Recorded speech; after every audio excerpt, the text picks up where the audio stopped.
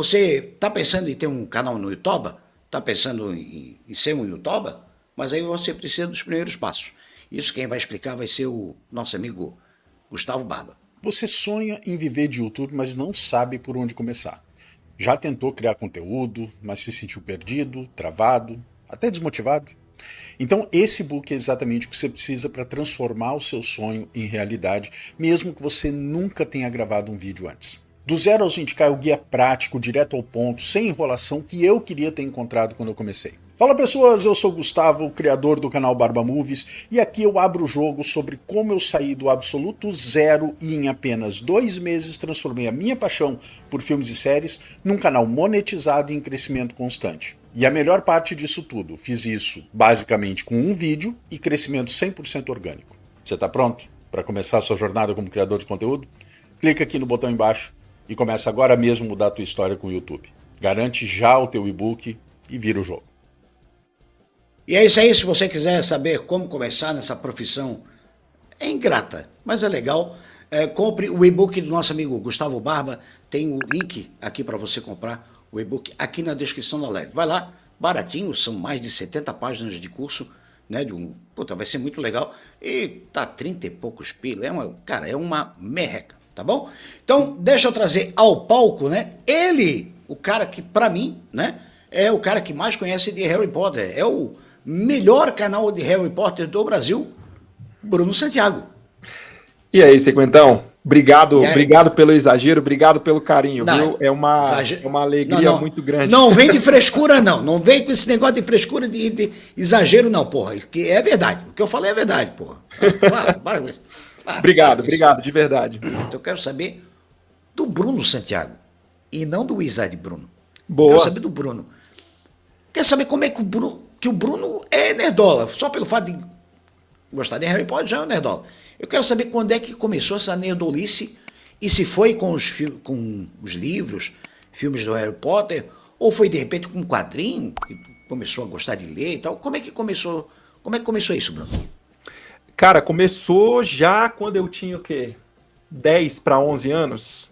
11 para 12, mais ou menos por aí, lá para 2000, 2001, por aí. Eu me lembro de ler antes disso as revistinhas em quadrinho da Turma da Mônica. Eu nunca fui muito fã de comics, de ler quadrinho, embora eu seja apaixonado por heróis, pelo Batman, pelo Lanterna Verde, Green Arrow, o Arqueiro Verde. Arqueiro Verde. Já fica na minha cabeça Green Arrow aqui.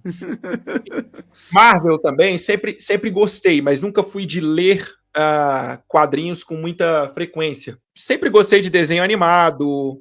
Eu lembro perfeitamente na hora do almoço estar assistindo X-Men Evolution, X-Men, o original, o primeirão. O original. Aquela série animada do Homem-Aranha que passava na Globo, sensacional. Acho que é a melhor série animada do Homem-Aranha que nós assistimos. Eu acho que era o Espetacular Homem-Aranha, se eu não me engano. Homem-Aranha, isso. Eu acho que era. Também aquela série animada do Batman. Sim, vários episódios. De 92, espetacular. De 92. Me lembro muito bem disso. Super Choque, adoro Super Choque. Enfim, Liga da Justiça. Mas, assim, o meu amor pela leitura começou com Harry Potter e Senhor dos Anéis. Sério? Sim, começou com Harry Potter e Senhor dos Anéis. Mas tu tinha que idade, mais ou menos, tu lembra ou não? Por volta de 11 para 12 anos. Foi lá por volta de 2000, 2001 que eu comecei a ler. Eu li primeiro Harry Potter e a Pedra Filosofal e li também o Hobbit. Foram os dois primeiros livros que eu li do início ao fim. Livro mesmo, não material escolar, livro de pré-escolar, nada disso. Livro mesmo, de literatura e tudo. Nerd, eu comecei com Harry Potter e a Pedra Filosofal, e logo depois o Hobbit. E para ser sincero, na primeira vez que eu li Harry Potter e a Pedra Filosofal e da primeira vez que eu li o Hobbit, eu preferi o Hobbit. Sério? E na verdade é o que a galera odeia, né? O pessoal do Senhor dos Anéis é o que o pessoal menos gosta, é o Hobbit, né? Com relação aos filmes, frequentemente, sim. Os Né? filmes, o pessoal detesta os filmes do Hobbit, as adaptações que eles fizeram. Mas, enfim, minha paixão começou aí, e aí viraram as minhas duas obras da vida. Senhor dos Anéis, o universo Tolkien, de modo geral, e Harry Potter. Também já li Crônicas de Nárnia, a partir daí, né? Eu não estou errado de dizer que você gosta mais da parte de fantasia. Sim, é isso, não? Sim. Eu me interesso mais por fantasia. Gosto muito de comics, gosto muito da parte dos quadrinhos e tal. Tenho alguns quadrinhos que são meus favoritos, mas eu gosto, minha área mesmo, onde eu gosto de mergulhar a fundo é na fantasia, na parte da fantasia. Que virou basicamente a tua profissão hoje em dia, né? Quem diria? Pois é, né? Porque é Harry Potter e tal. E Bruno, aí eu quero saber, hoje em dia tu não vive mais no Brasil, né? Tu Sim. vive nos Estados Unidos, né? Sim. Eu quero saber, essa ida para os Estados Unidos aconteceu quando? Isso tu pode responder o porquê e tal. Claro, claro. Olha, eu não tinha nenhum plano de vir morar nos Estados Unidos ou qualquer outro país. Eu sempre fui aquele cara que acreditei que eu nasci... Isso era uma filosofia que eu tinha, tá? Nasci num país e tinha um motivo de eu ter nascido neste país, para que eu pudesse florescer e fazer alguma diferença no país, de alguma forma, que fosse minimamente, ajudar a construir o país de alguma forma. Só que eu inventei de ficar noivo. Opa. Então, a minha namorada na época, Mari, os irmãos dela já tinham vindo para os Estados Unidos e tudo, e moravam já nos Estados Unidos. Pouco tempo antes da gente ficar noivo, ela veio com uma ideia de vir para os Estados Unidos para poder melhorar o inglês dela, morar aqui nos Estados Unidos por 6 meses. E aí o plano era, a gente ficaria noivo, ela passaria 6 meses nos Estados Unidos, retornaria e seria o nosso casamento. E isso aconteceu, a gente ficou noivo, ela veio para os Estados Unidos, ficou 6 meses, aperfeiçoou o inglês dela, aprimorou o inglês dela, retornou. Quando ela retornou, a gente já tinha tido algumas conversas sobre isso, sobre essa questão de mudar do Brasil e tudo. E a minha resposta foi sempre muito firme, né? Que eu não tinha nenhum interesse de me mudar do Brasil. Embora tivesse muitos argumentos, porque nunca me falta argumento para contra-argumentar alguém. E eu me lembro de me pegar falando, não, faz sentido o que você falou, vamos nos planejar para vir para os Estados Unidos. Foi essa a minha resposta automática, assim, eu não contra-argumentei, não teve nenhum tipo de debate, nenhum tipo de conversa nesse sentido. Ela falou aquilo que estava na mente dela, aquilo tudo fez sentido para mim, e embora eu tivesse vários argumentos para contra-argumentar, dizendo por que nós não deveríamos ir, deveríamos ficar no Brasil, eu simplesmente disse sim, vamos nos planejar, vamos planejar para vir. Naquela época eu morava com a minha mãe ainda, os meus pais, e aí eu falei para ela o plano, e a minha mãe virou para mim e falou assim, olha, que eu morei na África por 2 anos, fazendo um serviço voluntário. Caraca. E aí minha mãe disse que na época que eu voltei, quando ela me viu saindo pelo portão de desembarque, que ela me avistou, ela falou que ela teve um sentimento assim, olha, aproveita seu filho, porque o lugar dele não é aqui, ele não vai ficar muito tempo perto de você. Ele vai vazar de novo. Só que ela nunca me falou isso.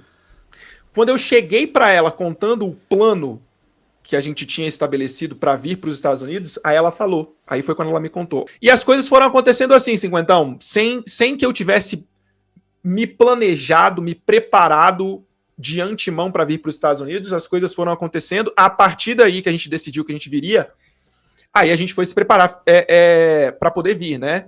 Sim. Eu tinha um bom emprego, fiz um acordo na empresa, vendi meu carro, e aí a gente conseguiu a grana suficiente para poder vir para cá. A Mari, minha esposa, veio como estudante primeiro. Sim. Quando eu cheguei aqui, eu vim como dependente dela, né? Quando eu cheguei aqui, 1 ano depois, eu troquei o meu status de dependente para estudante, e aí eu também fui fazer a minha graduação aqui. 2 perguntas. Primeiro, isso aconteceu em que ano, né? E segundo, como é que tu veio, no caso, a pessoa pode ir como dependente de uma outra? Se você for casado com ela, sim. Ah, é? É. No caso, isso foi em 2016. Final de 2016. 9 anos atrás. Caraca. Quase. Isso aí. Porra. Final de 2016, nós chegamos aqui. Eu vim como. Já éramos casados. Né? A gente se casou num dia 25 de novembro. No dia 17 de dezembro, a gente já estava nos Estados Unidos. A gente ficou pouquíssimo tempo casado no Brasil. Caceta. E aqui eu mudei o meu visto para estudante. E a primeira estranheza? De um país diferente. Frio. Aqui, no meu caso, eu sou nascido e criado em Vitória, no Espírito Santo. Minha casa ficava 5 minutos da praia. 40 graus o ano inteiro. Minha casa ficava 5 minutos da praia. Sempre fui praiano, sempre gostei de ir na praia. Final de semana era na praia. À noite, quando não tinha algum outro programa específico, o programa era sempre ir para a praia, caminhar no calçadão, tomar um açaí. Esse era o meu estilo de vida lá em Vitória. Vim para cá, cheguei no pior inverno dos últimos 40 anos da cidade. E neste ano eu peguei menos 40 graus numa noite. Caceta! Menos 40 graus Celsius. Aqui faz um frio de uma média de menos 17, menos 25, por aí. E muita neve. Muita neve. Então, o principal desafio para adaptação foi esse. Porque comida, embora não seja a mesma coisa, obviamente, a gente cozinha em casa, a gente faz a comida brasileira, né? Sim. Mas o desafio principal foi, inicialmente, o frio. Tá, e o idioma? E o idioma foi complicado, no começo ou não? Ou tu já sabia inglês? O inglês eu tinha uma base, uma boa base. Porque é o seguinte, eu achava que sabia inglês no Brasil. Só que uma coisa é você entender um filme, entender uma música e até falar uma palavrinha aqui ou acolá. Outra coisa é você chegar no país e conversar com as pessoas na velocidade que elas falam, na linguagem que elas utilizam no cotidiano. Então, o desafio foi esse. Mas, enfim, não foi assim... Pela base que eu já tinha, eu consegui aprender até relativamente rápido. O mais desafiador para mim foi na sala de aula. Entender o inglês acadêmico dos professores, a linguagem que eu tenho que me comunicar com o professor, né, a linguagem do material. Então, quando chegou aí, tu foi estudar, então? Sim, depois de 1 ano eu comecei a faculdade. Começou a faculdade aí. Faculdade de? Em inglês, o nome do curso é Business Analytics, seria análise de negócio no Brasil, se for traduzir literalmente. Entendi. E aí, tu trabalha nessa área, então? Porque tu não vive só do canal. Na verdade, o canal não é nem o quê? Não é 15% da minha renda anual. Entendi. Então, eu tenho meu trabalho de 8 a 5 e o canal. É óbvio que o objetivo é tornar o canal a principal fonte de renda ao negócio, né? Mas, por enquanto, ainda não. Não, analisando friamente, é meio que loucura, né? Tu sair do nada, não, vamos casar, recém-casados, e para um país, diferente. Sim. Outra língua e tal.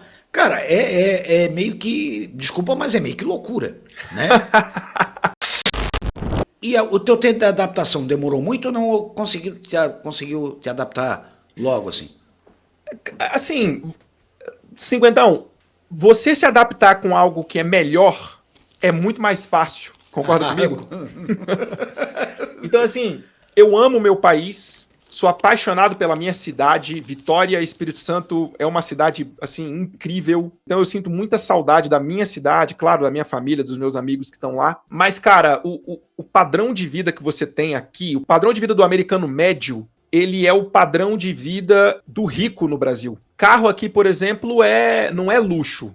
Carro é necessidade. O poder de compra aqui é muito grande porque as coisas têm um preço justo. Você precisa se adaptar com coisas como frio, como saudade da sua cidade, saudade da sua família, dos seus amigos, né? Claro que você vai sentir falta de algumas coisas. Por exemplo, coisas do cotidiano, de uma padaria. Eu sinto muita falta de padaria, né? Aqui, o conceito de padaria dos Estados Unidos é completamente diferente do Brasil. Sério? Né? É bem diferente. No Brasil você vai encontrar uma série de produtos na padaria que aqui nos Estados Unidos você não vai encontrar. Enfim, tem os seus detalhezinhos que você sente falta do Brasil. Só que quando você coloca na balança, o brasileiro, infelizmente, parece que ele se acostumou com um nível. muitas vezes é desumano. E aqui você começa a ver que as coisas são mais justas. É claro que tem seus problemas, corrupção, é claro que tem em todo o país, mas é muito diferente. E aqui você tem o básico, que no fim das contas parece que é algo absurdo, que é o quê? Segurança, educação de qualidade, né? Você poder andar nas ruas com seu celular na mão, sem medo de acontecer alguma coisa. A adaptação para mim foi muito tranquila mesmo. Que bom. E tu mora hoje em dia em que cidade, Bruno? Eu moro eu morava em Rexburg. Nesse final de semana eu tô numa casa nova, acabei de me mudar para uma cidade vizinha que chama Sugar City. São cidades muito pequenas Sim. Mesmo, no interior do estado, mas até o interior americano é diferente do interior brasileiro, impressionante. É. Mas qual o estado que tu tá morando? Idaho, estado de Idaho. Idaho. É. Mas, cara, que legal, velho. Porra, deve ter sido assim um choque de realidade muito brutal, né? Sim, isso sim. É um choque cultural, muito grande. E até como você falou, até por causa do lance da moeda, né? Tipo, tu sai com 10 pila aqui no Brasil pra comprar alguma coisa, porra, tu não compra nada. Tu sai com $10 pra comprar alguma coisa, tu vai no mercado. Sim. Você volta, com $10, e olha que as coisas estão caras, tá? As coisas deram uma melhorada agora, mas já estiveram mais caras, mas ainda assim as coisas estão muito mais caras do que costumavam ser quando eu cheguei aqui. Mas ainda assim, cara, com $10 aqui, você vai no supermercado, você volta com um saco de pão de forma, um galão de leite, que são mais de quase 4 litros, e você volta com queijo. Porra. E ainda sobra uma grana. Aqui com 10 pila tu não compra nem o queijo. Um pacotinho de queijo fatiado tá 11 conto e pouco. Nem o queijo tu não compra. E pode adicionar uma manteiguinha aí também, que você vai trazer e vai dar aí R$9,99, 8 e alguma coisa, $10, dependendo da marca que você pegar. Que loucura, né, cara? Que loucura. E tem uma questão, cara, que pra mim, o meu lance com o Brasil, e hoje sendo pai, eu consigo sentir isso ainda mais latente, que é o seguinte: questões econômicas, a gente meio que já se acostumou, e isso é triste, tá? Porque o brasileiro já aceitou que é isso, a realidade do Brasil é essa, economicamente falando, né? A gente sempre teve épocas em que a economia estava um pouco melhor, épocas que a economia estava um pouco pior, e assim a gente vai, né? Agora, o que para mim é inaceitável são duas coisas. É a educação precária das nossas escolas públicas e é o sentimento de impotência, de que as coisas ruins acontecem com você e você não pode fazer nada a respeito. Você não tem controle disso e a falta de segurança é uma coisa absurda. É claro que o que eu vou contar agora aqui não é a realidade dos Estados Unidos como um todo, tá? Isso aqui é a realidade do meu estado, das cidades do meu estado e de alguns estados vizinhos, né? Sim. Mas ainda assim é a realidade. Mas na minha cidade, cara, olha algumas coisas que acontecem que não vai ser concebível para você isso. Quando você chega num posto de gasolina, já começa que não tem um frentista para colocar gasolina para você. É você que coloca, mas olha o que acontece. Olha o costume que eu tenho quando eu tô viajando, principalmente. Eu chego no posto de gasolina, eu coloco a gasolina no meu carro, o carro fica aberto, eu vou na loja de conveniência, pego o que eu quero pegar com o carro aberto, fico lá 10, 15 minutos, volto e nada aconteceu. Quando eu saio para ir para o supermercado com a minha esposa, por exemplo, ou a gente sai para ir num restaurante ou para fazer alguma coisa com as meninas, a gente sai, a porta da casa não é trancada, ela fica fechada, mas aberta. Ninguém entra, ninguém faz nada. E isso a gente já está aqui há 9 anos. A gente sempre saiu e deixou a porta aberta e nunca aconteceu um incidente. A gente só tranca a porta quando a gente viaja para algum lugar longe, vai para Los Angeles, para Orlando, para Nova York, alguma outra cidade, algum outro estado, a gente vai e tranca a porta. Mais uma vez, esta não é a realidade de todo o país, mas é a realidade do meu estado. Mas aí onde você mora é aquele esquema que as casas não tem muro, não tem nada, é tudo aberto assim mesmo? Não. Você anda pela vizinhança, você vai ver a calçada, você vai ver o jardim de frente, que geralmente é um gramado, e aí a driveway, eles chamam de driveway, eu não sei como traduzir isso para o português, mas o que é a driveway? É a entrada para a garagem. A entrada da garagem. E aí tem uma cerca, a cerca é do nível da porta da garagem para trás, que é onde fica o quintal.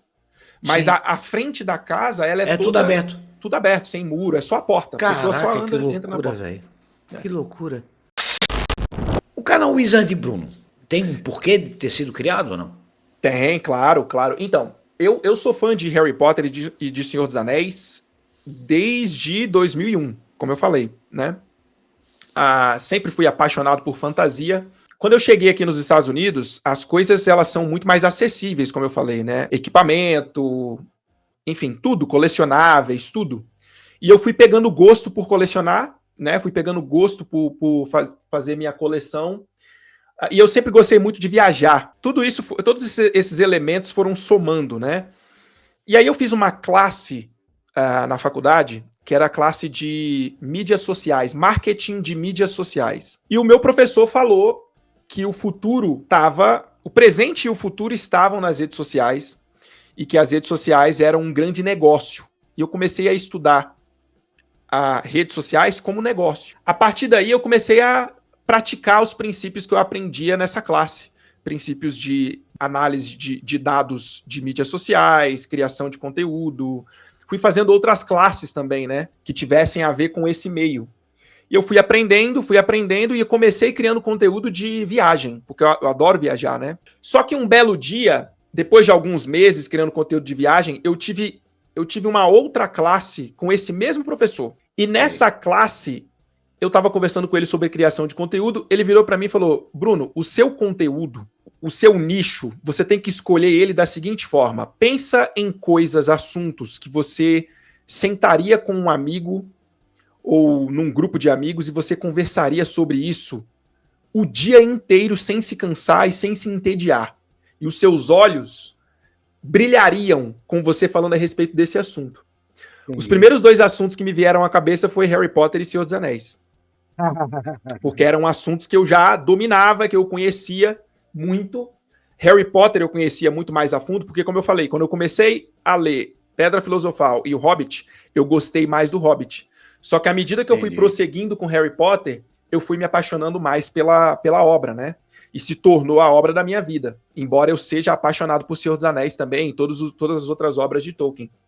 Então eu fui e falei, cara, eu vou falar de Harry Potter, porque é um assunto que eu sou apaixonado, é uma obra que eu sou apaixonado por ela, e vou falar sobre isso. Sim. Mas claro que além do conhecimento, mas o que ajuda muito também é essa paixão, né, Bruno? É claro. Tendo paixão pela coisa que tu faz, é melhor ainda, né? É claro, foi o que o meu professor falou.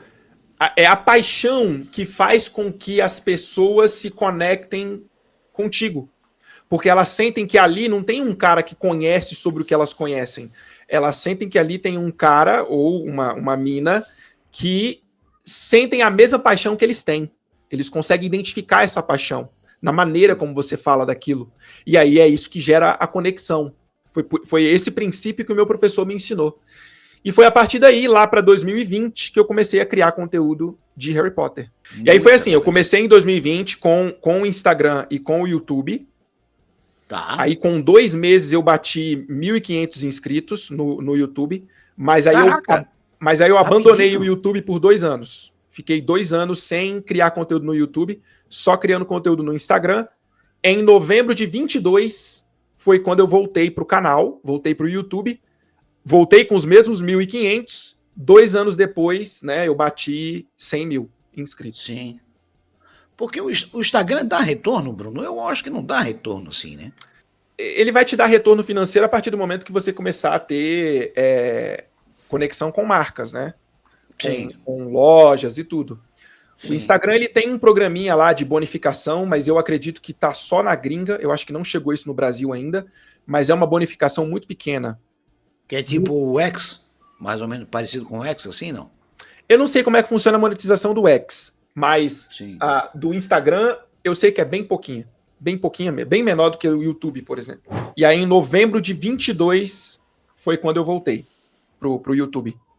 Justamente porque eu sentia falta eu sentia necessidade de conversar com o meu público, tanto em live, né, que o YouTube é uma plataforma maravilhosa para fazer isso, e tanto para poder discutir sobre a obra, de falar sobre a obra, e isso tem que ser vídeo longo, né, não tem como você fazer isso em vídeo curto. Não debater os pormenores, os detalhes, as teorias, e enfim, foi quando eu senti essa necessidade. Eu falei, não, a criação de conteúdo só no Instagram não está me satisfazendo. Eu preciso voltar para o YouTube. Foi quando eu retornei. O Rafa mandou, ele salve 50. Hi, Bruno. Qual filme é o pior adaptado? Pior adaptado, eu acho que é Enigma do Príncipe, na minha opinião. Mas sendo bem honesto, de modo geral, os filmes de Harry Potter, eles não são tão bem adaptados. Eles têm problemas sérios de adaptação, na minha opinião. Sério, Bruno? Putz, eu gosto tanto dos filmes, cara. Eu acho legal. Não, os filmes são muito bons. Os filmes são muito bons, mas quando você vai ler os livros, você começa a enxergar esses problemas de adaptação. Mas se você fala dos filmes de maneira independente, os filmes são excelentes. E envelheceram muito bem também, né? O CGI dos filmes é muito bom, os efeitos são excelentes, a trilha sonora é icônica, magnífica. Eu acho que o elenco adulto é sensacional, né? Então, se você avalia os filmes de maneira independente, esquece que tem livro, só assiste os filmes. Os filmes são muito bons, mas levando em consideração a adaptação, para mim eles deixam muito a desejar. Mas Enigma do Príncipe eu acho que é o pior deles. É o que tem a pior adaptação. E o melhor? Para mim o melhor é Câmara Secreta. É a melhor adaptação. Mas os dois primeiros são as melhores adaptações, mas também porque são livros menores, né? São livros curtos. Então é mais fácil de adaptar realmente. Mas a melhor adaptação para mim é a Câmara Secreta. Se fosse para adaptar o livro, então teria que ser filmes ou maiores ou divididos em duas partes, tu acha? Para poder adaptar melhor. Ou série, né? Mas assim, cara, eu não sei, porque você pega os filmes de Senhor dos Anéis, eles não são... Claro que eu não tô falando das versões estendidas, né? Que as versões estendidas de Senhor dos Anéis são gigantescas. São mais de 3 horas. Quase 4 horas de duração.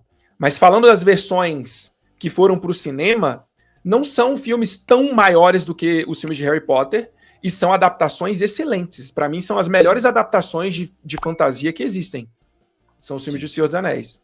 Então, eu acho que não é só questão de tempo de tela, não. É uma questão de escolha de roteiro, de escolha de adaptação, do que e do como adaptar mesmo. Porque tu é o tipo do cara que não é o canguinha. Aqui em Santa Catarina, diz que é o canguinha. Canguinha que é o cara assim, ó. Eu amo o Batman.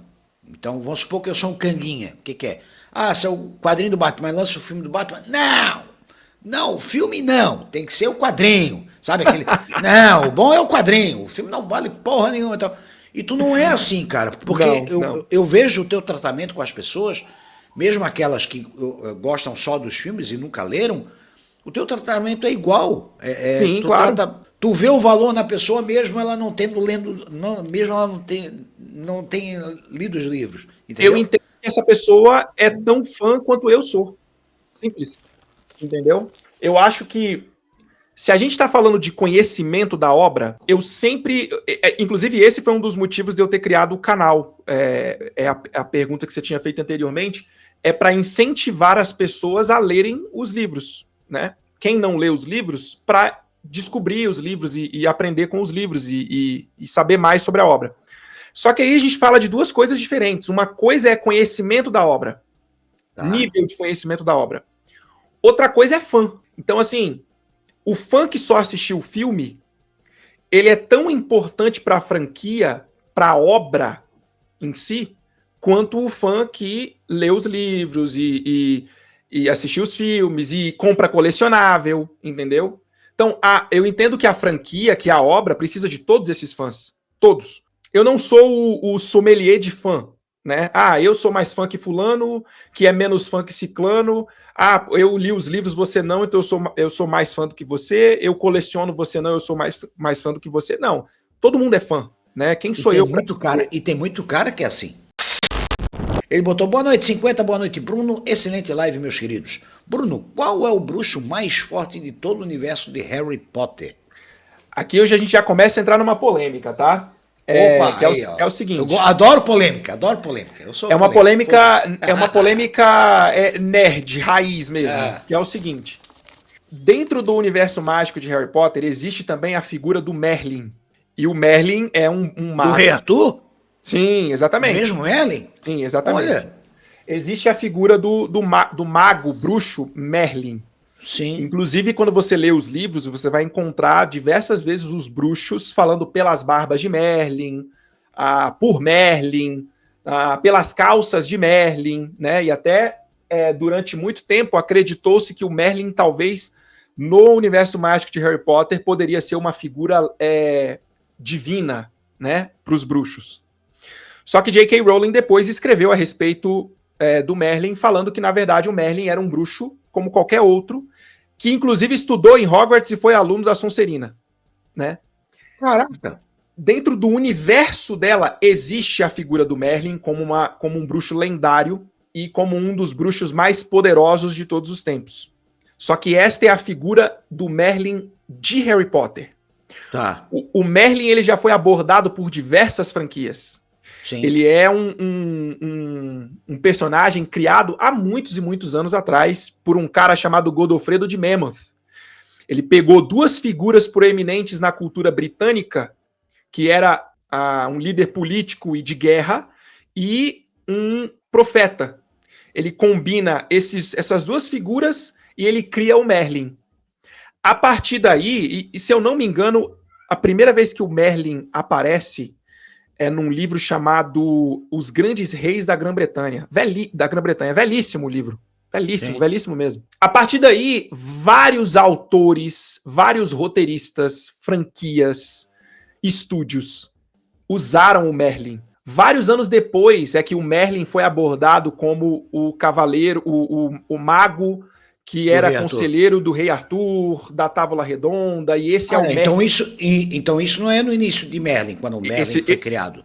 Esse não é exatamente o início do Merlin. Ele tem um início um pouquinho diferente do que a gente conhece do Rei Arthur. Mas o Merlin mais conhecido é este Merlin, Sim. né, da Távola Eu acho que Redonda. todo mundo conhece, né? Que é o do Rei Exatamente. Arthur, né? Só, por que eu tô falando do Merlin? Porque existem algumas pessoas que acreditam que o Merlin é o bruxo mais poderoso no universo mágico de Harry Potter. Eu discordo. Eu acho que quando você está falando do universo mágico de Harry Potter apenas e do Merlin que foi apresentado pela J.K. Rowling, porque ela escreveu pouquíssimo a respeito do Merlin, você tem pouquíssima informação a respeito do Merlin, dos poderes que ele tinha, das habilidades mágicas que ele tinha, né? Então, o que as pessoas fazem muitas vezes é o quê? Bom, já que existe a figura do Merlin em Harry Potter, eu vou pegar o Merlin que eu conheço de outras franquias, vou pegar todos os poderes que ele tem e este é o mesmo Merlin de Harry Potter. Agora, se você faz isso, você está assumindo também que o Merlin das outras franquias também estudou em Hogwarts e também foi da Sonserina. E isso não existe nas outras franquias, não é? Sim. Você tem que entender o Merlin como apresentado em cada obra que você lê ou assiste. Então você não pode assumir que o Merlin de Harry Potter é o mesmo Merlin de todas as outras obras. Então, quando você para falar de Harry Potter, para mim, o bruxo mais poderoso do universo mágico de Harry Potter é o Dumbledore. Né? Para mim, ele é o bruxo mais poderoso de todos os tempos. Em Harry Potter. Agora, se você vai comparar o Mago Merlin de outras franquias com o Dumbledore, aí não tem conversa. O Merlin, ele é o Superman dos magos. Ele tem todos os poderes e todas as habilidades. Porque é aquela tal coisa, né? Eu entendi a tua referência porque o Merlin, que tu tá se referindo, é como se fossem as histórias Elseworlds, que existem principalmente na DC, né? Tipo, o Batman do futuro e o Batman atual. Os dois são Batman, só que são Batmans diferentes. Não tem nada a ver uma coisa com a outra. É a mesma coisa que acontece com o Merlin. O Merlin de Hogwarts, né? Da história de Harry Potter, não é o mesmo Merlin que existe em outros livros. Não tem nada a ver. Ele tem origens diferentes, poderes diferentes, habilidades diferentes, enfim. É por isso que eu sempre digo. Em Harry Potter, o Dumbledore é o mais poderoso. Pra mim, sim. Pra mim, sim. Aí vai ter gente, você vai encontrar fãs dizendo que acham que é o Merlin, você vai ter fãs dizendo que acham que é o Voldemort.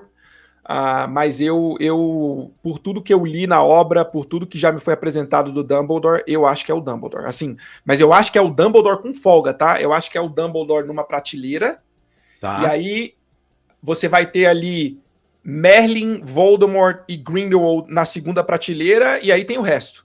Ele botou: Bruno, você também é escritor, pois você tem muita desenvoltura e eloquência em falar.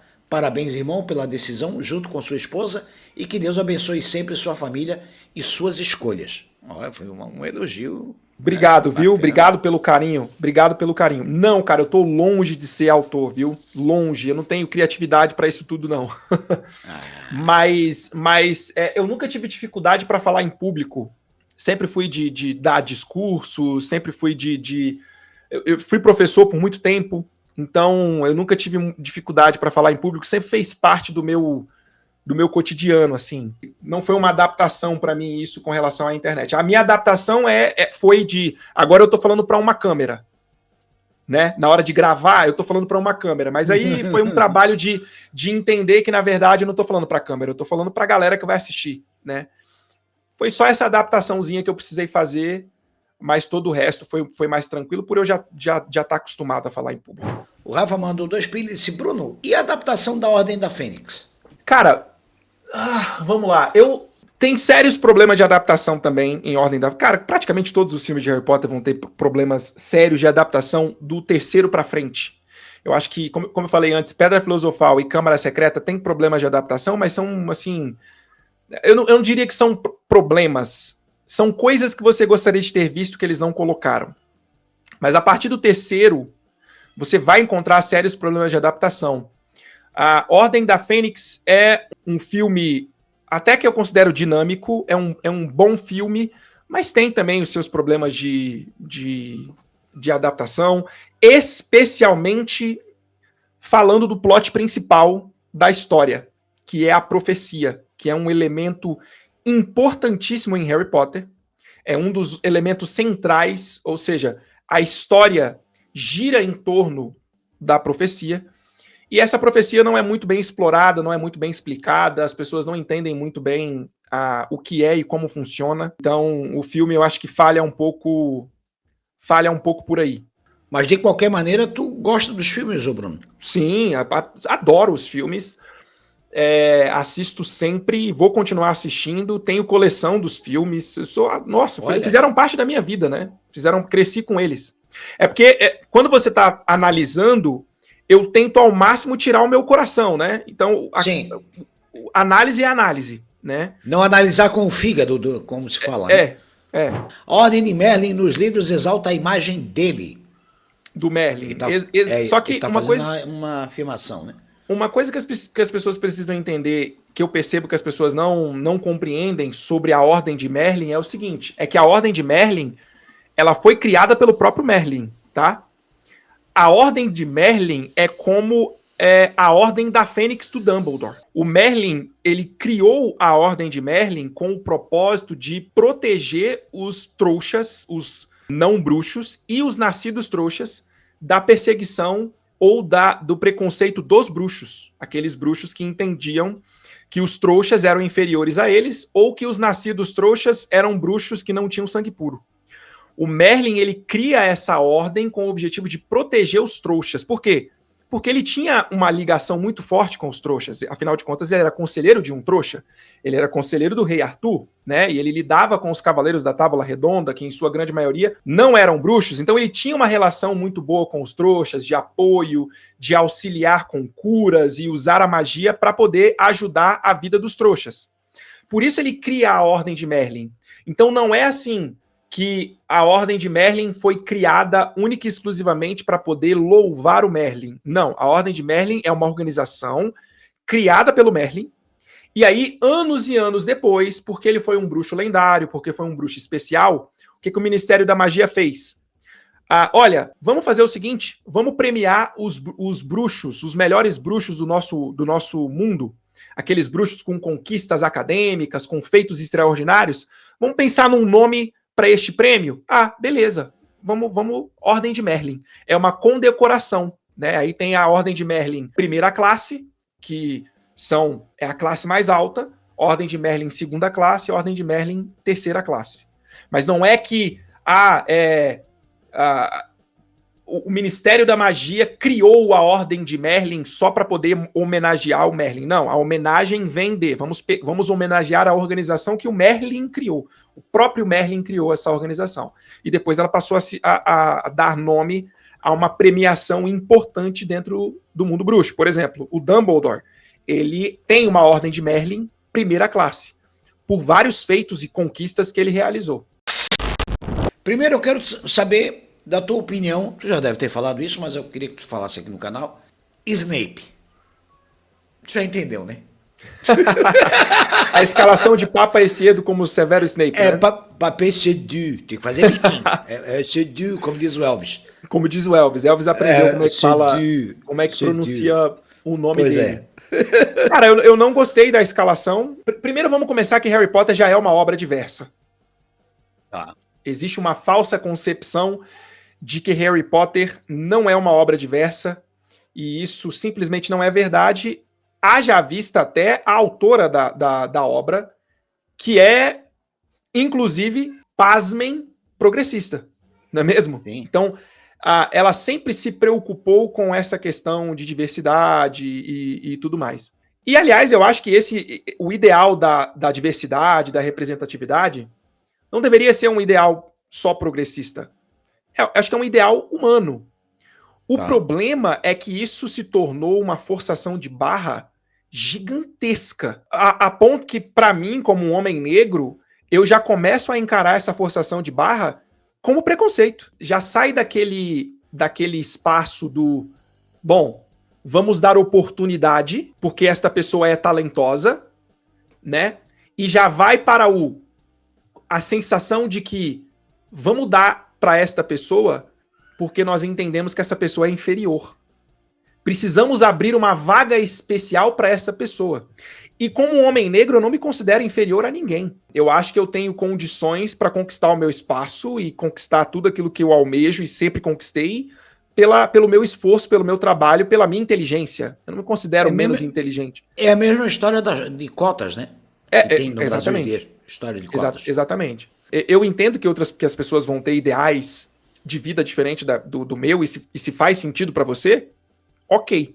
Não faz sentido para mim. E muitas vezes é mais para você passar uma imagem de virtude do que realmente porque você está preocupado com aquela causa, que é uma causa importante, que precisa ser lutada, que precisa ser discutida mesmo em sociedade. Ninguém está negando a existência do preconceito, do racismo, da transfobia, ou do qualquer que seja o preconceito, que inclusive existem preconceitos como o racismo e como a transfobia, que são crime, inclusive, né? Sim. Agora, como eu falei, Harry Potter já é uma obra diversa. Você vai encontrar diversidade dentro de Harry Potter.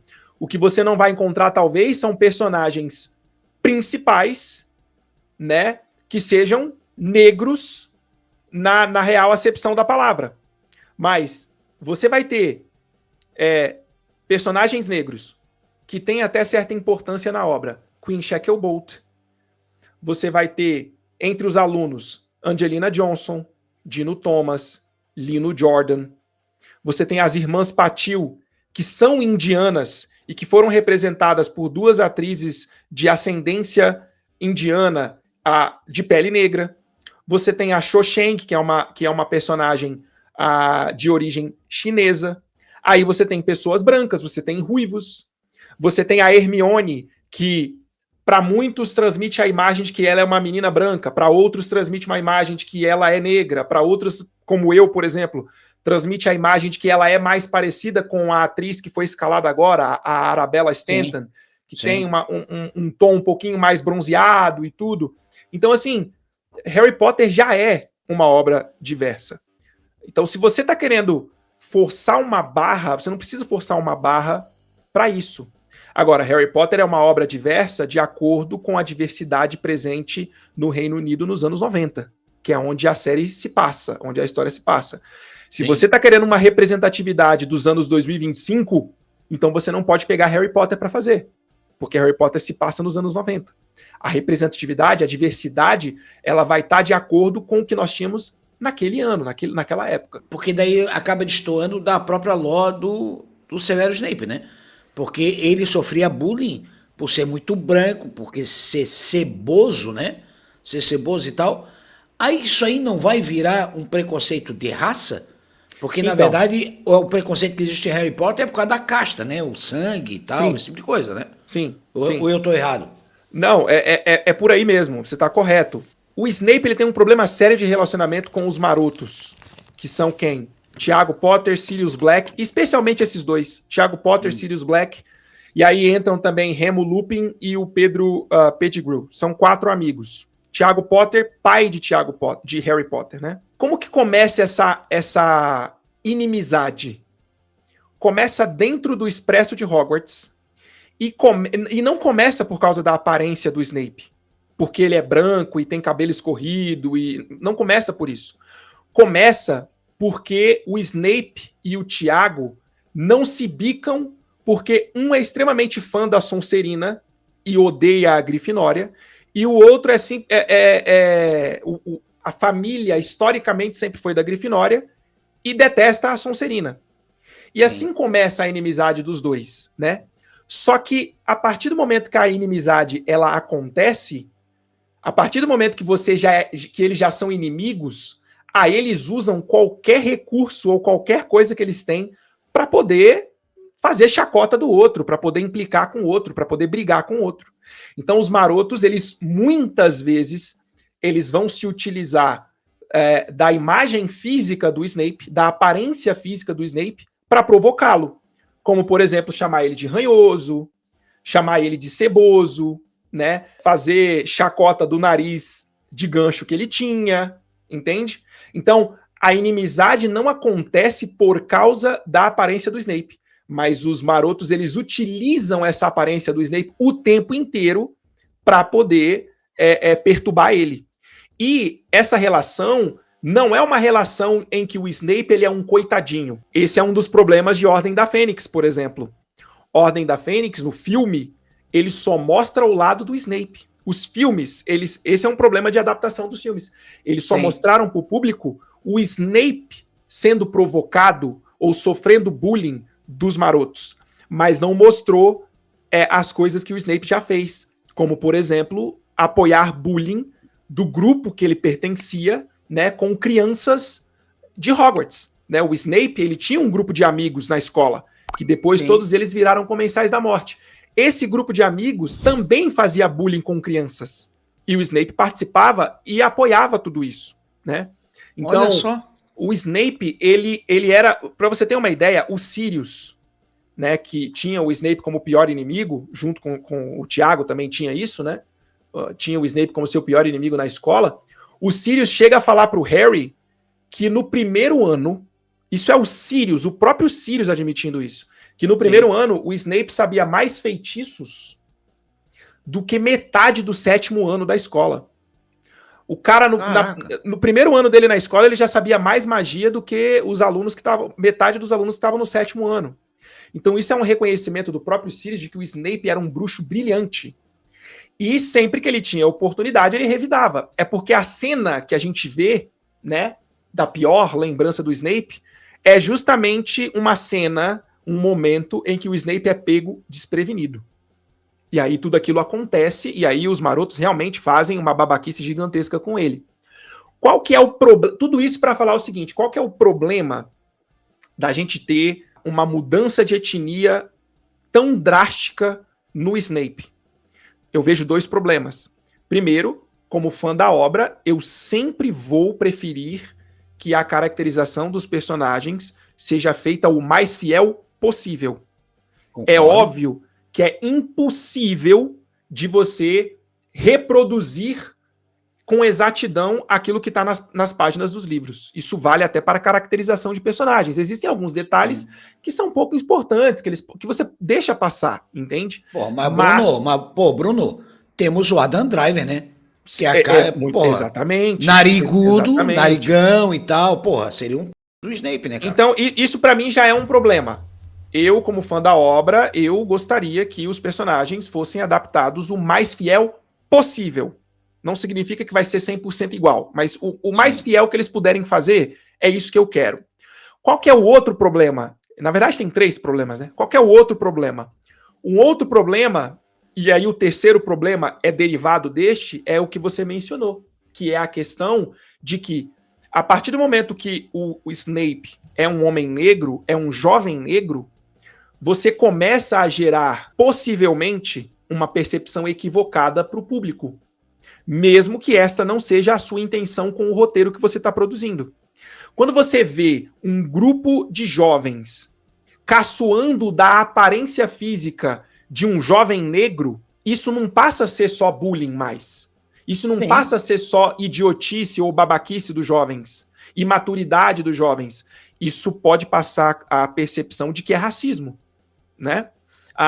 E aí não tem roteiro que resolva isso, a percepção equivocada das pessoas. E o problema derivado desse, na minha opinião, é que se eles decidirem, se essa mudança de etnia significar que eles vão introduzir narrativas que não estão presentes na obra original. Porque, como você mencionou, o racismo mesmo, no caso. O racismo de cor da pele. Por etnia, né? Por etnia. Ou seja, o racismo pelo fato do personagem ser negro, né? Em Harry Potter, o racismo, ele existe, ele é exemplificado, ele é abordado. Só que não é só o racismo, é o preconceito de modo geral. Você tem várias formas de preconceito que são abordadas dentro de Harry Potter, e algumas delas, elas são uma analogia ao racismo, à escravidão. Percebe? Os elfos domésticos, eles são uma analogia à escravidão. É uma crítica ao período de escravidão e à estrutura viciada que se perpetuou por causa desse período de escravidão. J.K. Rowling já aborda isso de maneira simbólica. Sim. E todas as formas de preconceito, não só o racismo, estão abordadas dentro de Harry Potter, só que de uma maneira indireta. E eu acho que isso é genial. A HBO fez só essa mudança de etnia e ponto final? Como é que ela vai abordar a narrativa, a história do Snape, por causa dessa mudança? Ela vai mudar a narrativa? Ela vai incluir nessa narrativa um contexto racial que não existe dentro da obra? Porque olha só que confusão.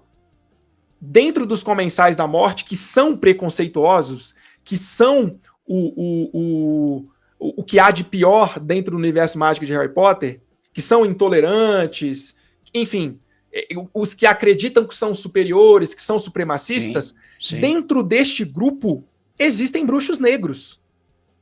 Sim. Existem famílias de bruxos negros que são preconceituosos, supremacistas, percebe? Então, não é por cor de pele em Harry Potter. Não se trata disso. É claro que as analogias, que os simbolismos, eles vão em direção a isso em forma de crítica. Mas não é só sobre isso. Então, você está pegando o Snape, colocando um ator negro para poder interpretar um personagem que claramente foi pensado para ser branco, que claramente é branco, ok? E aí você está colocando este cara negro, né, para sofrer ataques de outros jovens, né, que zoam a aparência dele, atacam a aparência dele, isso já gera uma percepção equivocada, né? E aí, se você quiser colocar na narrativa uma crítica racial, né, no sentido da etnia, como que você faz isso sendo que o Snape é um preconceituoso? Sendo que o Snape é um supremacista? Sendo que o Snape é um racista dentro da obra? Percebe o que eu tô querendo dizer? O racismo não é só por etnia, não é só pela cor da pele, não é só... O que eu tô querendo dizer é, o racismo não é só contra os negros. Historicamente falando, o racismo ele não existiu apenas contra os negros. Ele existiu contra outros povos também. Então, é complicado isso. E aqui está falando um homem negro, que entende o que é o tal racismo estrutural, negro e de origem pobre, entendeu? Então, eu sei o que é passar por essas coisas, né? Eu entendo o que é isso, E eu entendo que isso deve ser tratado de maneira respeitosa e não com essa leviandade que muitas vezes os estúdios abordam, simplesmente fazendo uma troca. E nem com vitimização, né? E nem com vitimização, exatamente. A gente vai Não, falar da realidade. Aquilo que precisa ser corrigido, aqui... vamos corrigir. Aquilo que não precisa ser corrigido, a gente não precisa ficar fazendo o escarcéu e exagerando a coisa, entende? Aí agora tá circulando uma notícia que eu falei isso até em live, né? Que na verdade é um rumor, que supostamente fontes ligadas a J.K. Rowling dizem que ela está processando não a HBO, mas o diretor da série por ter colocado o Snape negro, né? Sim. Aí o que eu levantei, o que eu acho, se for verdade isso, o que acontece? A gente não sabe como é o contrato desse pessoal, né? Sim. Talvez o contrato do diretor dê liberdade dele escolher quem ele quiser para interpretar quem ele quiser. Parece que ela não gostou da escalação do Papa Isidro. Né? Então, esse rumor, cara, ele não começou agora, tá? Já é a segunda leva deste rumor. Teve uma primeira leva de rumores para essa direção, né? Sim. Dizendo que a J.K. Rowling ela não teria gostado da escalação e que ela processaria a HBO e a Warner.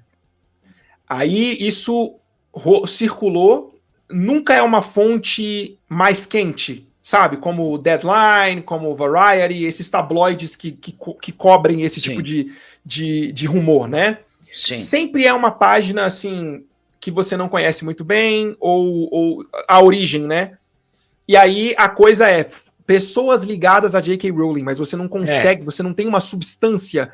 E agora veio a segunda leva desse rumor, é uma variação do rumor, em que agora eles estão dizendo que ela iria processar o Mark Mylod, que é o diretor. Que é o diretor da série. Então, assim, a gente não tem como confirmar se isso é verdade, tá? Não tem como a gente dizer se a J.K. Rowling realmente quer processar alguém, ou se quer processar o Warner, se quer processar a HBO, se quer processar o Mark Mylod. Mas a sensação que eu tenho é que ela não está feliz com alguma coisa. Se é a escalação do Snape ou não tem como confirmar. Mas a impressão que me fica é que a J.K. Rowling não está satisfeita com alguma coisa que está acontecendo na série. Porque ela não está se manifestando, ela está calada o tempo inteiro. Agora que foi anunciado o Trio de Ouro, ela não se manifestou, ela respondeu... Sendo que ela é uma das produtoras, né, Bruno? E a dona da obra, simplesmente. E a dona da então, obra. Não existe nenhum anúncio mais importante para essa série do que o anúncio do Trio de Ouro. E ela não se manifestou. O que ela fez? Ela respondeu um tweet de alguém, e aí isso virou como se fosse uma declaração dela, mas oficialmente ela não foi lá no perfil dela, na página dela, no Twitter dela e publicou, dando boas-vindas pro trio. E falou alguma coisa, não disse falou nada. Alguma coisa. Por que eu acho que ela não está satisfeita? Porque esse é um tipo de comportamento que ela já teve antes. E eu estou identificando aí o mesmo padrão de comportamento. Na época de Animais Fantásticos e os Crimes de os Crimes de Grindelwald e também O Segredo de Dumbledore, ela tinha o mesmo padrão de comportamento. Todo anúncio de alguma coisa, ela não se manifestava, e não só não se manifestava, ela publicava algum outro assunto polêmico no Twitter dela. Meio que como se quisesse tirar o foco, sabe? Como se quisesse mostrar, eu não tô nem aí para esse anúncio, eu tenho coisa mais importante para falar a respeito. Ela fez exatamente a mesma coisa no anúncio do Trio de Ouro. No dia do anúncio do Trio de Ouro, ela publicou uma polêmica envolvendo aí a luta dela, né, em defesa das mulheres e criticando pautas da comunidade trans, enfim, que é a luta que ela travou e que ela continua travando hoje em dia. Mas o meu feeling, e nem consigo dizer também se é por causa da escalação do Snape, ou se é por alguma outra razão, ou por uma série de motivos. Mas o que eu posso dizer, o meu feeling, é que ela não está satisfeita com alguma coisa, ela está incomodada com alguma coisa e por isso que ela está se comportando dessa forma. Tem alguma coisa que foi combinado que não está sendo cumprido, ou alguma coisa que ela esperava que não está sendo feita, enfim, eu acho que é mais ou menos por aí. Bruno, e a escalação do City, tu acha que foi para agradar a galerinha, não? Eu não consigo encontrar nenhuma outra razão que não seja o famoso box ticking, o famoso, as pessoas chamam de pagar pedágio, Pagar pedágio. sinalizar a virtude que precisa ser sinalizada, sabe? A agenda, né? A famosa É, agenda. eu não consigo ver outra razão, porque é uma mudança muito, muito forçada, muito longe das características originais do personagem. E eles provaram que quando eles querem fazer o casting mais fiel possível, eles conseguem. A Certo, prova trouxeram disso é os o. três, cara. E não só os três, não só o Trio de Ouro. O Trio de Ouro foi o casting perfeito, especialmente o casting da Hermione. Mas se você for avaliar todos os outros O personagens que. Dumbledore também, O né? Um Dumbledore, a puta. Minerva, o Pô, Hagrid, todos eles são atores que, falando da caracterização, vão se parecer muito com os personagens, né? Então, assim, não é porque eu não acredito que seja o Papa Essiedo foi o único que fez o teste e que demonstrou capacidade de atuação para poder fazer o Snape. Eu não acredito que seja isso, não acredito que foi isso. Eles têm uma razão muito clara, eles têm um motivo muito claro e por isso que eles escolheram. Tô ansiosíssimo para a série, tô ansiosíssimo para curtir tudo isso de novo, para assistir com as minhas filhas. E para assistir com a galera, porque a gente tem um projeto, né, quando eu falo a gente, eu falo eu e a galera do Conselho Ancestral, que são outros dois canais que são meus parceiros, que são o Tarcísio Yamamoto, do canal Tarcísio Yamamoto, e o Vini, né, do canal Quinto Maroto. Eles fazem o conselho, eles são parte do Conselho Ancestral junto comigo, que é uma live que a gente faz toda terça e quinta debatendo Harry Potter. O nosso projeto é que todo dia de série, todo dia de episódio, que no caso vai ser domingo, a gente vai entrar meia hora antes do episódio sair, ao vivo, vamos fazer um esquenta, trocar uma ideia com a galera. Quando passar essa meia hora e o episódio saiu, a gente vai colocar um cronômetro, né? Sei lá, 10 segundos. Quando zerar, todo mundo, tanto nós quanto o público, vai dar play no streaming para poder assistir. Então todo mundo vai começar a assistir junto. Depois do episódio, a gente volta para a live para dar as nossas primeiras impressões do episódio. A gente vai fazer isso com cada episódio vai ser da top. série. O pessoal vai ter a reação de vocês ao vivo e depois continua com a resenha Com para falar o que debate. cada um. Com debate. As primeiras impressões. Mas, Bruno, tem intenção de falar sobre as obras de Tolkien, não? Cara, eu já tive mais, viu? Eu estive a ponto de transformar o Wizarding Bruno num canal de Harry Potter e Senhor dos Anéis. Estive a ponto. Mas na hora H eu decidi manter só Harry Potter mesmo. Quem sabe eu não crio um canal só para poder falar de Senhor dos É Anéis. isso que eu ia falar, e criar um canal para falar de Senhor dos Anéis. Seria legal também, porra. Por enquanto eu não Seria consigo, muito bom. porque como eu falei, né? Eu tenho meu emprego, não tenho só o YouTube, então seria muito trabalho, né? Eu ia me dividir para fazer duas coisas e não faria nenhuma das duas bem. Mas a partir do momento que eu tiver vivendo do YouTube e concentrando só nesse projeto, por que não? Criaria um canal fácil só para falar de Senhor dos Anéis. Ó, o René Santos está dizendo aí, ó. O Snape foi sorteado para pagar a cota. É a impressão que fica, realmente. Pois é, pois é. O que tu tem conversado com a galera que curte Harry Potter? O hype tá alto assim também, não? Então, cara, essa série, o nível de hype dela, o gráfico de hype dela parece um eletrocardiograma. Tá?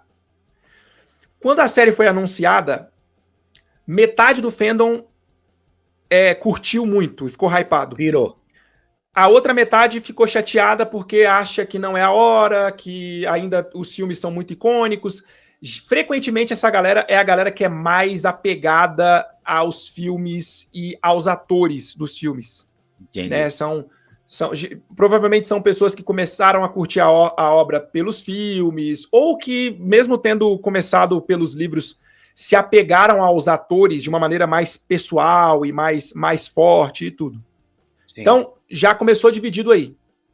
Só que com o passar do tempo, parte dessa galera que estava mais ressabiada começou a aceitar melhor a ideia da série, né? Sim.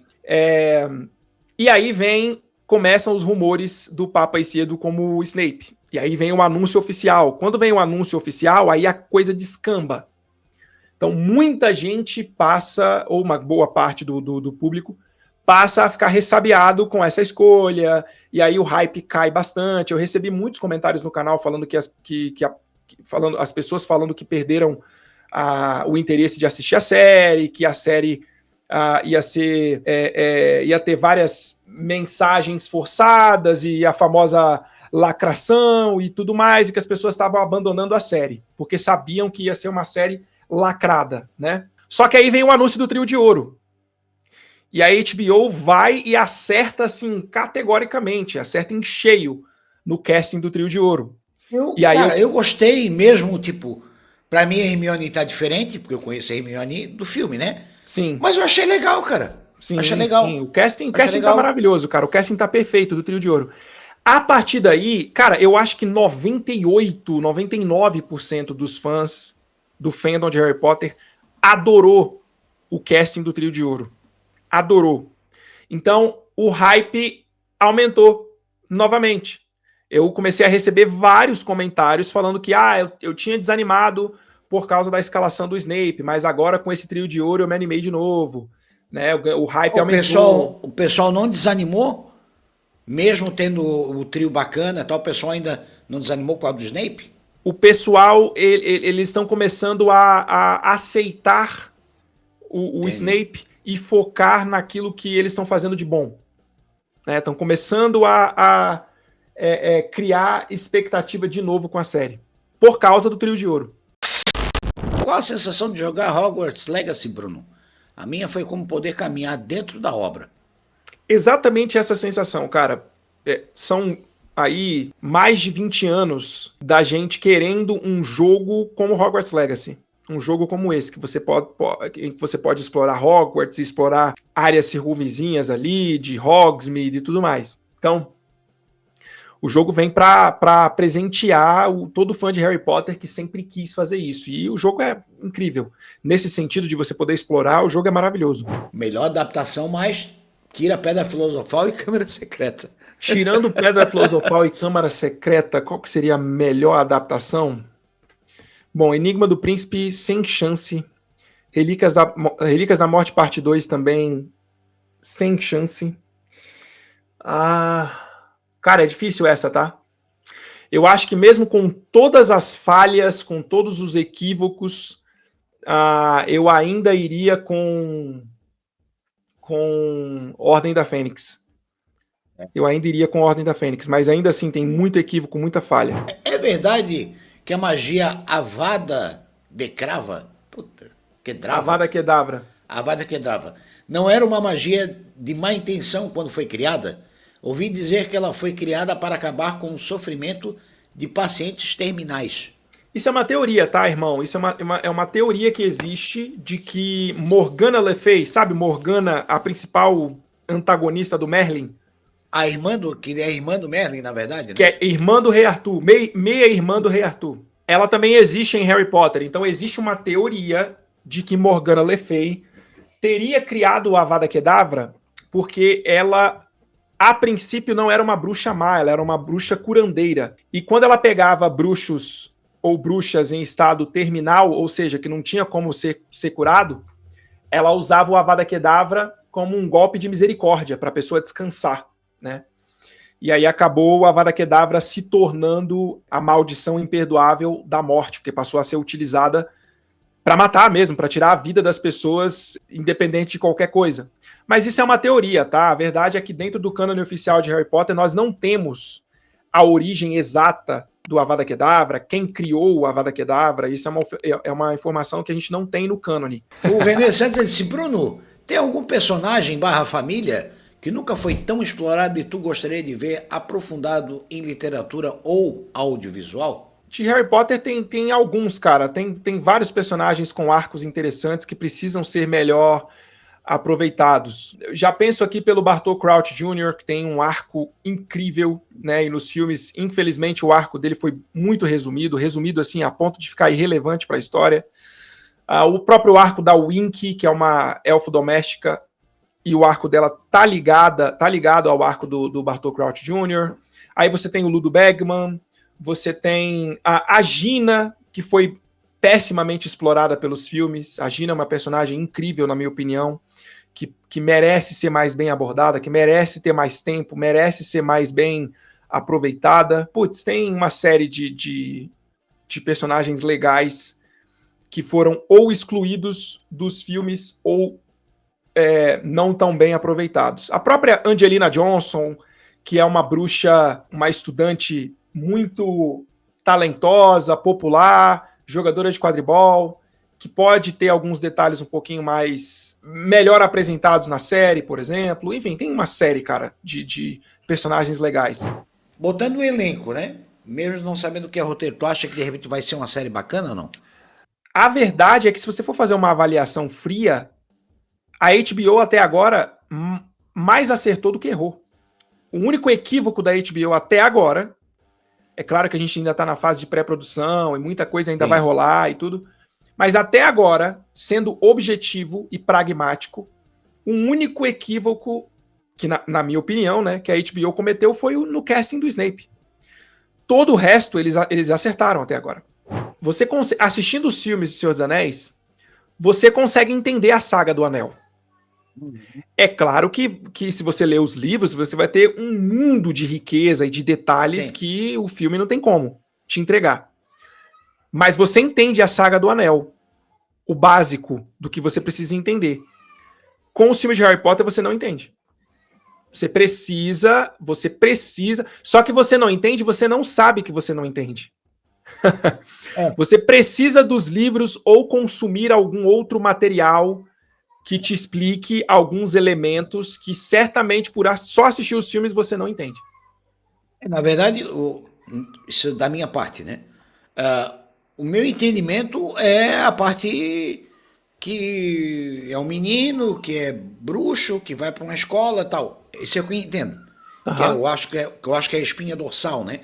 Sim. Mas muitos elementos ali o cara não sabe, né? Realmente, como tu falou, o cara não entende, porque não tem a obra inteira, né? Tem alguns fatos que as pessoas elas não percebem. Por que o Harry, na Floresta Proibida, ele vai pro limbo e depois ele retorna pro mundo dos vivos? Por que isso aconteceu? Muita gente acha que é por uma coisa, mas na verdade é outra. Qual é a da profecia? O que é isso? A maneira como as varinhas elas interagem com seu dono, a lealdade das varinhas, são vários elementos.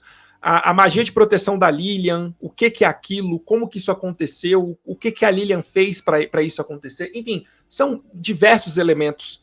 A própria Horcrux, a própria magia das trevas das Horcruxes, como que isso acontece, o que isso causa para o bruxo que faz isso, quais são os efeitos colaterais disso.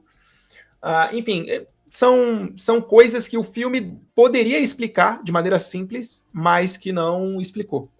E Animais Fantásticos, tu gostou, Bruno?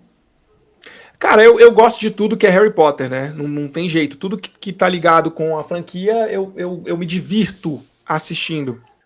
Eu acho que Animais Fantásticos é uma boa ideia, com uma produção legal, mas com um roteiro muito ruim. Esse é o problema de Animais Fantásticos. Não foi bem adaptado, tu acha? Não é uma adaptação. Animais Fantásticos não é um livro que a J.K. Rowling, não é uma história que a J.K. Rowling escreveu num livro e foi adaptado. Não. O livro de Animais... Não, existe o livro de Animais Fantásticos, mas o livro de Animais Fantásticos, ele é um livro escrito por Newt Scamander que os alunos de Hogwarts usam para estudar. É um livro que apresenta as criaturas mágicas. Então, você vai ver os livros que tem disponíveis de Animais Fantásticos, ou são o roteiro dos filmes, aí tem o roteiro do primeiro, do segundo e do terceiro filme. Sim. Mas é o roteiro do filme exatamente. Ou este livro, que é o bestiário, né, que tem aí todas as criaturas mágicas e explicando sobre cada uma delas, que é o livro que os alunos de Hogwarts usam para estudar na escola. Não tem uma história contada de Animais Fantásticos, é um roteiro, é um filme, né? E o roteiro, ele é escrito também pela J.K. Rowling, e eu acho que é aí que reside o problema. A J.K. Rowling, ela é uma excelente escritora de histórias, Mas você escrever roteiro não é a mesma coisa que você escrever livro. É diferente. É complicado, né? É. É bem diferente. Fica à vontade, fala o que você quiser, o espaço é seu. E fica à vontade, Bruno. Que isso, cara. Eu que agradeço aí pelo convite. O papo foi incrível. A galera do chat sensacional, as perguntas que enviaram, os comentários que fizeram. O seu hosting também foi sensacional. Enfim, só tenho a agradecer e sempre que eu puder, estou aqui. Eu me amarro nesse bate-papo, me amarro nesse debate, nessa conversa. Enfim, obrigado. Eu que agradeço pelo convite, Cinquentão. Foi gratificante estar aqui com você neste programete. Bom, o prazer foi meu, porque é aquele tipo de coisa, né? Eu sou velho, e velho é foda. Velho é assim, velho quando vai com a cara do fulano, beleza. Quando não vai, puta, foda-se. Não... Pô, e desde a primeira vez que eu bati papo contigo e tal, na live, eu acho que foi na live do Giga, eu acho que a primeira Provavelmente. vez. Eu disse, porra, que cara, gente boa, velho, que cara bacana e tal. E até no teu posicionamento, falando sobre que o pessoal que assiste o filme tem a mesma importância do pessoal que lê os livros. Isso eu achei maravilhoso, sabe? Porque eu disse, puta, que legal, o cara é fã dos livros, gosta dos filmes e não acha que o pessoal que conhece só o filme tem menos valor do que quem conhece a obra escrita. Isso eu achei maravilhoso, velho. Sim. Achei maravilhoso isso. Sim. Então, Bruno, muito obrigado, querido. Então, eu e o Bruno estamos indo embora, dando aquele tchauzinho. E como eu sempre falo em toda live, tchau, suvacuda do cabelo azul. Tchau, suvacuda. Tchau.